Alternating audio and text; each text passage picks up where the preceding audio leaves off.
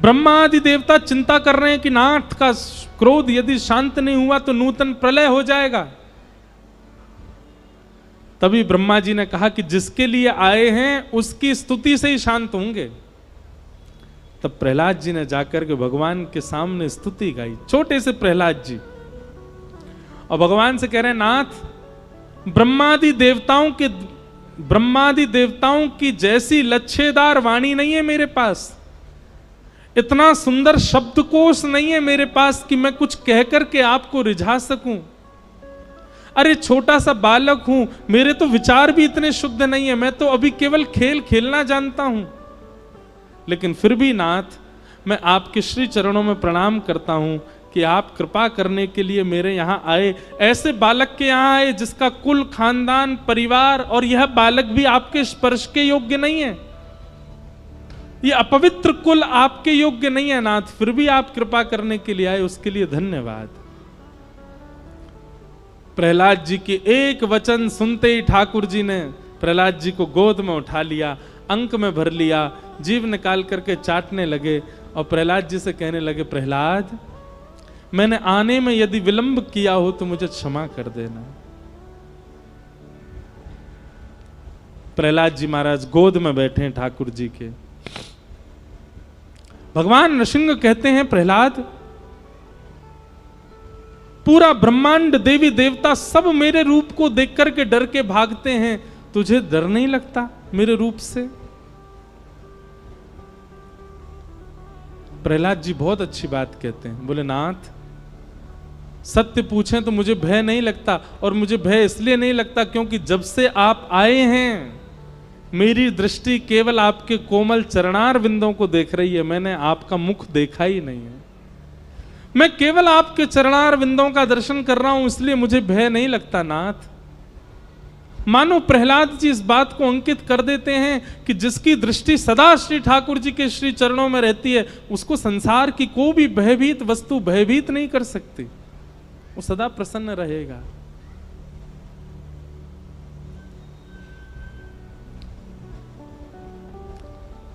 हम अपना प्रत्यक्ष अनुभव बताएं।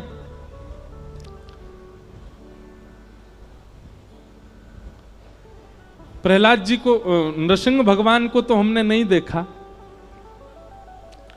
पर आपके भोपाल के आसपास जंगल बहुत है, तो यहां हमने बाघ देखे हैं। और हमारे मुदगल जी बैठे हैं, यही हमको ले गए थे बाघ दिखाने। इनको पता है जब भी हम गाड़ी में बैठते थे तो कोई पता तो होता नहीं दिखेगा कि नहीं, गाड़ी में बैठते ही मैं यही श्लोक गाता था प्रहलाद जी का, और इस भाव से नहीं कि हम जानवर देखने जा रहे हैं, हम बाघ देखने जा रहे हैं, यही भाव रखते थे, हे नृसिंह भगवान आप कृपा करना, हम आपसे कुछ मांगना नहीं चाहते, आपके पास भी नहीं आएंगे, नहीं तो आप तो ऐसा प्रसाद दोगे कि बस हमको बस आपका दर्शन करना है। और तब हम दोनों ही बैठ करके गाड़ी में गाते थे, सत्यम विधातुम निज भृत्य भाषितम व्याप्तिम च भूते स्वखिलेषु चात्मना अदृश्यतात्यद्भुत रूप मद्वहम स्तंभे सभाया न मृगम। और हम 3 दिन गए, तीनों दिन हमको बाघ जी के दर्शन हुए, नृसिंह भगवान के दर्शन हुए। जो हमारी गाड़ी चलाने वाले थे वो भी कहते, बोले महाराज जी आप कुछ तो मंत्र फूकते हो। मैंने कहा मंत्र नहीं फूकते हैं, हम साक्षात नृसिंह भगवान को बुलाते इसलिए आ जाते हैं, और अकेले दुकेले नहीं आते, पूरे परिवार के संग दर्शन देने आते थे। फिर एक दिन ये बोले महाराज जी बाघ तो दिख गया, भालू नहीं दिखा। मैंने कि सुनो, जामवंत के वचन सुनाए सुहाए, मैंने कि करो सुंदरकांड का पाठ। और उस दिन हम गए, उस दिन हमको भालू ही दिख गए वहां पे। मैंने कि लो जामवंत जी महाराज आ गए सामने। भाई विचारधारा भावना पर, भावना का बहुत असर पड़ता है आपकी क्रिया पर। लेकिन आप ये विचार करके भोपाल में मत चले जाना, नहीं तो आपको दर्शन देने के लिए ना जाने कितनों को कष्ट दे देंगे ठाकुर जी। वैसे तो भोपाल शहर में भी आ जाते हैं कभी कभी। पिछली बार मंडी द्वीप में कथा थी तो भी हमने प्रयास तो किया कि हमको आसपास कहीं दिख जाएं, जंगल एरिया यहाँ बहुत है, पर दर्शन हुए दूर से ही हुए रात में। तो ऐसे नृसिंह भगवान ने प्रहलाद जी पर अनुग्रह किया और अनुग्रह करके कृपा की। तत्पश्चात आगे देवासुर संग्राम का प्रसंग सुनाया गया। बीच में गजेंद्र मोक्ष की कथा भी आती है। हम सबको प्रणाम। भैया देखो, हमारी कथा का एक भाव है कि हम कुछ साल बाद हमको लगता है हम 1 महीना की ही कथा करेंगे बस, क्योंकि हमारी कथा 7 दिन में तो हमसे कही नहीं जाती, इतने सारे प्रसंग छूट जाते हैं। अब केवल गजेंद्र मोक्ष इतना सुंदर है कि उस पर 7 दिन कथा सुन लो। बलि बामन अवतार की कथा सुनाएगी। तत्पश्चात 9वें स्कंद में सूर्यवंश के राजाओं की कथा, गंगा के अवतरण की कथा आदियों को सबको सुनाया गया। तभी भगवान श्री राम के प्रादुर्भाव का प्रसंग सुनाया। सब लोग हाथ जोड़ करके राम जी को प्रणाम करो। 2 अध्याय में राम कथा है पूरी। गुरुवर थे त्यक्त राज्यो व्यचरित अनुवनम पद्म पद्भ्याम प्रियाया पाणिस्पर्शा क्षमाभ्याम व्रजत पथरुजो यो हरिन्द्रानुजाभ्याम वैरूप्या शूर्पणख्या प्रिय विरहरुषारोपित ब्रूविजंभ तस्ताब्धिर्बद्ध सेतु खलदवदहन कौशलेन्द्रोवतान। हम आज सच बोल रहे हैं, अपने मन की बात बोल रहे हैं व्यास मंच से। थोड़े से वयोवृद्ध हो जाएंगे जब, हम साल में 6 ही कथा किया करेंगे और 6 कथा 1-1 महीना की। 1 महीना कथा 1 महीना घर, फिर 1 महीना कथा 1 महीना घर। आप कहोगे कौन कराएगा? बहुत लोग बैठे हैं, वो यही आस लगाए बैठे हैं कि 1 महीना का समय दें, उसमें पता है क्या किया करेंगे? फिर पूरे भारतवर्ष के लोगों को कहा करेंगे वो 1 महीना की कथा वहीं आ जाओ सब सुनने। कोई 7 दिन के लिए, कोई 4 दिन के लिए, कोई 8 दिन के लिए, और उसमें फिर आनंद विस्तार से कहने का जो सुख मिलेगा वो अद्भुत होगा। वैसे देखो, सप्ताह कथा का विधान क्यों बना पता है? क्योंकि परीक्षित के पास 7 ही दिन थे। सुखदेव जी को 7 ही दिन में कथा सुनानी है, परीक्षित को क्योंकि 7वें दिन तक्षक सर्प डस देगा। इसीलिए सप्ताह कथा का नियम बना, क्रम बना। बाकी कथा सप्ताह ही होनी चाहिए ऐसा आवश्यक नहीं है। हमने 9 दिन की भी की है, अब आगामी सालों में 12-12 दिन की भी कथाएं हैं। पहले तो मैं 8 दिन की भी करता था, पर अब व्यस्तता के कारण 7 ही दिन के। पर 7 दिन में प्रसंग पूरे कर पाना बहुत मुश्किल होता है। और फिर उसमें भी उदाहरण, भाव, भजन, संकीर्तन अभी तक हमने 1 आधी गाया है, वो गाती रहे तो फिर कथा ही कैसे पूरी हो। पर अद्भुत है भाव। कभी भोपाल का तो नहीं पता, पर नर्मदा जी के तट पर 1 महीना का कथा का क्रम तो करना है। एक बार नर्मदा, हमारी बहुत वर्षों की नर्मदा परिक्रमा भी पेंडिंग पड़ी है, तो जब भी परिक्रमा होगी कथा सुनाते हुए ही करेंगे। कुछ दिन कहीं, फिर थोड़ा आगे चल के फिर कुछ दिन वहां, कुछ दिन वहां, ऐसे ही करके नर्मदा जी की महीना भर में परिक्रमा कर लेंगे कथा सुनाते सुनाते। क्योंकि हमारी जन्मदात्री माँ का नाम भी नर्मदा है।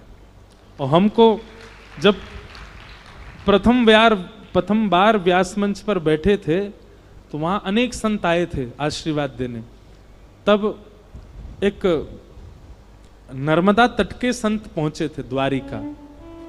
उन्होंने हमसे निवेदन किया था कि आप भविष्य में खूब कथाएं करें, खूब भक्तों को कथा सुनावें, पर हमारी माई कथा सुनेंगी आपसे, पर एक जगह बैठ के नहीं, नर्मदा जी की परिक्रमा करते हुए कथा सुनाना। तो भाव तो बहुत बार बना कि परिक्रमा करनी है, करेंगे, पर इस क्षेत्र में अगर 1 महीने की कथा का क्रम बना तो नर्मदा जी के तट पर सुनाते हुए, जैसा नर्मदा जी कृपा करेंगे उनको सुनाते हुए करेंगे। नर्मदा जी कोई जल नहीं है बंधुओं, नर्मदा जी कोई नदी नहीं है। नर्मदा जी साक्षात सचल बहते हुए महादेव हैं, साक्षात देवादिदेव। किसी को महादेव का साक्षात्कार करना हो, श्री नर्मदा जी को प्रणाम करो, नर्मदा जी को वंदन करो।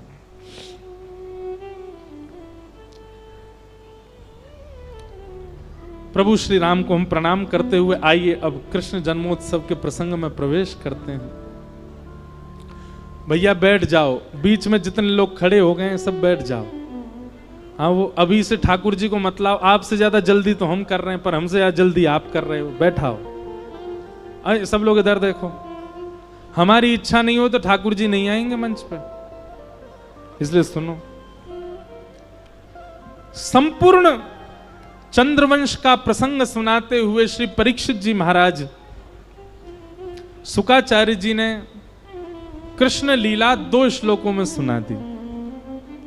यह सुनकर के परीक्षित जी ने चरणों में प्रणाम करके कहा, भगवान विस्तार से सुनाओ। कथितो वंश विस्तारो भवता सौम्य सूर्ययो राज्ञां चोभय वंशानां चरितम परमाद्भुतम। परीक्षित जी महाराज चरणों में निवेदन करते हुए कहते हैं, भगवान आपने इतनी कथा विस्तार से सुनाई, पर कृष्ण लीला आप संक्षिप्त मत सुनाओ, कृष्ण लीला विस्तार से सुनाओ। और यह बात सुनकर के शुकाचार्य जी को बहुत सुख मिला। शुकाचार्य जी ने कहा, कुछ खा लो, कुछ पी लो, थोड़ी देर आराम कर लो, तुम 4 दिन से अनवरत कथा सुन रहे हो।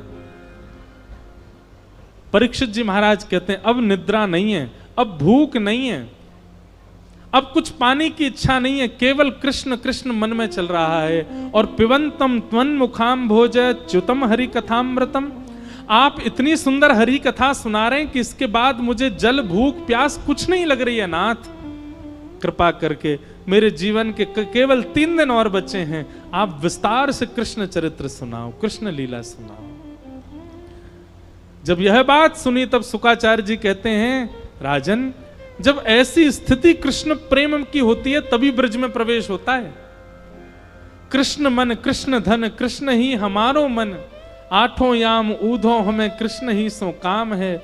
जब तन मन सबकी स्थिति कृष्ण बन जाती है तभी ब्रज में प्रवेश मिलता है। और तुम उस रूप में आ चुके हो, अब मैं तुम्हें ब्रजमंडल की कथा में प्रवेश कराता हूं। वसुदेव गृहे साक्षात भगवान पुरुष पर, जनिष्यते तत्प्रियार्थम सबवन्तु सुरस्त्रिय। भगवान ने आकाशवाणी करके सब देवताओं को कहा कि भाई पृथ्वी के भार को हल्के करने के लिए वसुदेव जी के यहां हम जन्म लेकर के आ रहे हैं। सभी देवी देवताओं ने अनेक अनेक रूप धारण करके ब्रजमंडल में अपना वास कर लिया। कंस अपनी चाचा की पुत्री अपनी बहन देवकी का ब्याह सूरसेन के पुत्र वसुदेव जी से कर देते हैं और अपनी बहन को विदा करने स्वयं जाते हैं। तभी आकाशवाणी होती है कि जिस बहन को तुम विदा करने जा रहे हो इसी का 8वां गर्भ तुम्हारा काल होगा। यह घोषणा सुनकर के अपनी बहन को मारने के लिए तलवार जैसे ही निकाली, वसुदेव जी ने चरण पकड़े, महाराज कंस बहन को मत मारो, तुम्हारे काल बहन के पुत्र हैं, हम वचन देते हैं जितने बालकों को जन्म देंगे सब तुमको प्रदान कर देंगे। 6 बालकों को कंस ने मार दिया। 7वें बालक के रूप में बलराम जी आए, पर बलराम जी ने योग माया का आश्रय लिया तो योग माया ने उनको स्थानांतरित कर दिया।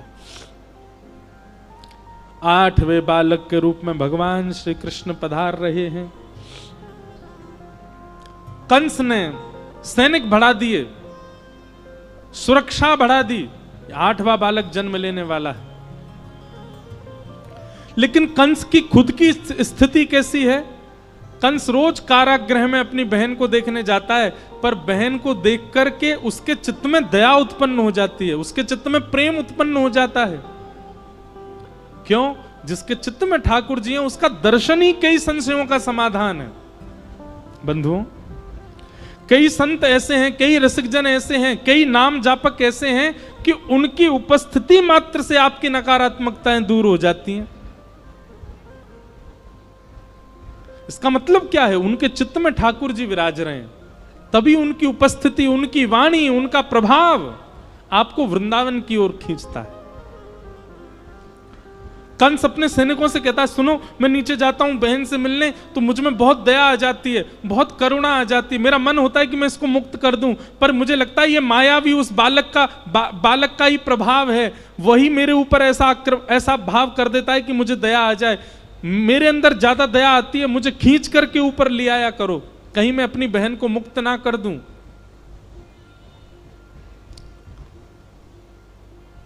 धीरे धीरे भादों का महीना आया, मंदम मंदम जलधरा, अष्टमी तिथि, और जैसे ही मध्य रात्रि हुई ऐसी पवन बहने लगी कि उस पवन के स्पर्श से सबको गहरी निद्रा आने लगी, सब गहरी निद्रा में चले गए। तभी कंस के कारागृह में देवकी और वसुदेव के यहां पर भगवान श्री कृष्ण का प्रादुर्भाव हुआ। बोलो बाल कृष्ण लाल की जय। सब लोग नेत्र बंद करो, हाथ जोड़ो, ठाकुर जी के बाल रूप का दर्शन करो। प्रकट होते ही ठाकुर जी कैसे दिख रहे हैं। सत्यं विधातुं निज भृत्य भाषितम् व्याप्तं च भूतेष्वखिलेषु चात्मनः अदृश्यतात्यद्भुतरूपमद्वहम्।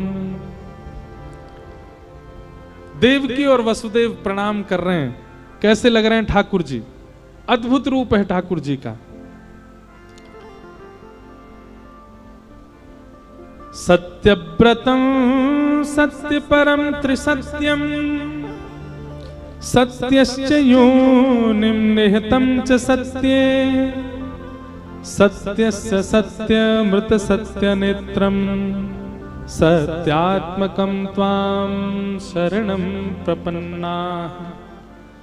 तमद्भुतं बालकमम्बुजक्षणं चतुर्भुजं शंख गदायुधायुधं श्रीवत्सलक्ष्मं गलसौभकौस्तुभं पीतांबरं सांद्रपयोदसौभगम्।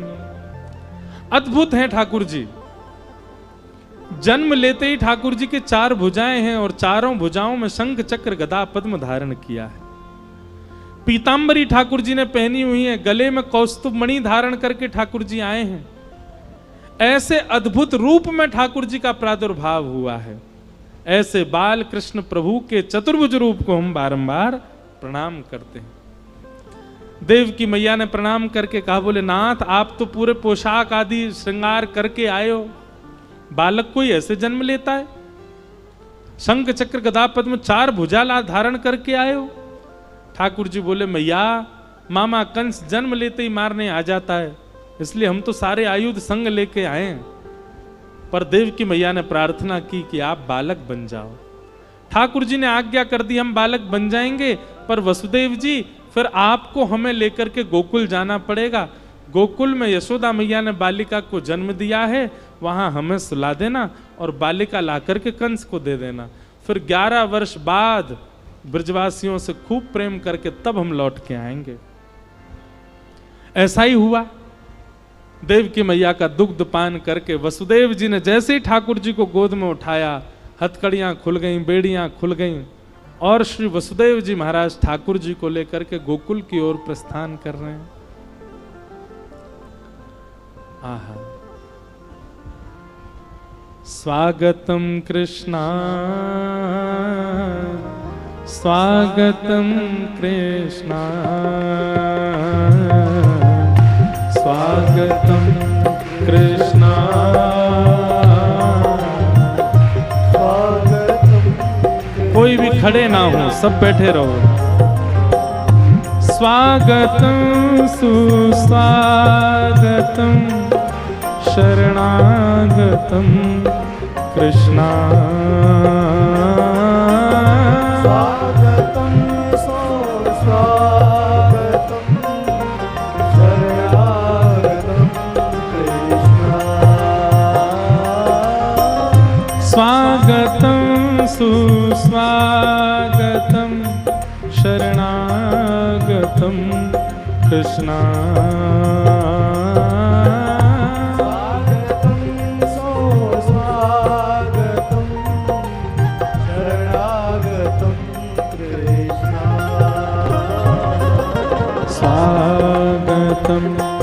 कृष्णा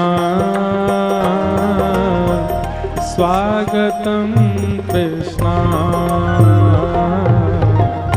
स्वागतम कृष्णा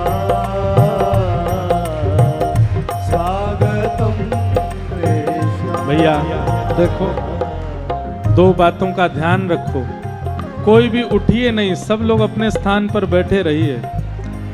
और दूसरी बात, आप पुष्प ठाकुर जी पर डालेंगे, कहीं उन्होंने मुंह में ले लिया तो फिर दिक्कत होगी, इसलिए पुष्प ठाकुर जी पर भी मत डालिए। सब लोग बिल्कुल शांति से बैठ करके कथा श्रवण करो। स्वागतम कृष्ण